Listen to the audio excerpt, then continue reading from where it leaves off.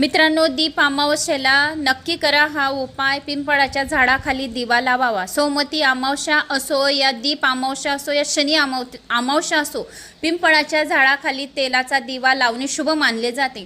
दिवा लावताना त्यात लवंगही टाका. यानंतर पिंपळाच्या झाडाची प्रदक्षिणा करताना ओम नमो भगवते वासुदेवाय नमः या मंत्राचा जप करावा. यामुळे पितृदोष दूर होतो. भगवान शिवाची पूजा करा. या दिवशी भगवान शिवाची पूजा देखील खूप फलदायी मानली जाते. सोमवती अमावस्येला भगवान शिवाची आराधना करावी. शिवलिंगाला बेलपत्र दयाने अभिषेक करावा. दूध, दही, पंचामृत, घी, शहद यांनी पंचामृताने अभिषेक करावा आणि ओम नमः शिवाय या मंत्राचा जप करावा. याने मनातील सर्व इच्छा पूर्ण होतात. दीप अमावस्येला कुत्र्याला पोळी खायला द्या. या दिवशी कुत्र्याला पोळी खायला घालणे शुभ मानले जाते. असे मानले जाते की या दिवशी काळ्या कुत्र्याला पोळी घातल्याने रोग दूर होतात, जीवनातील सर्व संकट दूर होतात.